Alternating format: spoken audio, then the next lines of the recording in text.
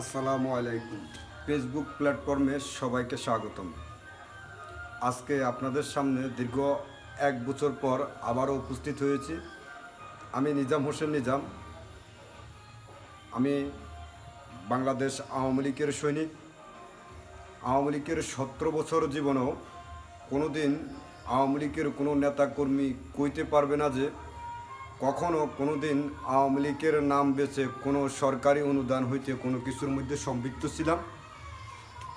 কিন্তু এখন বাংলাদেশে যে মক জাস্টিস শুরু হয়েছে, বর্তমান জয় বাংলার স্লোগান দেওয়াতে যদি অপরাধ হয়ে থাকে, আমরা তৃণমূলের নেতাকর্মী বঙ্গবন্ধুর সৈনিক সবসময় জয় বাংলার স্লোগান দিয়ে থাকব। যতক্ষণ এই দেহে প্রাণ আছে, যতক্ষণ নিঃশ্বাস আছে, ততদিন পর্যন্ত জয় বাংলার স্লোগান দেব। জয় বাংলা 7 কোটি বাঙালির জয় বাংলা স্লোগান, বঙ্গবন্ধুর স্লোগান। জয় বাংলা, জয় বঙ্গবন্ধু।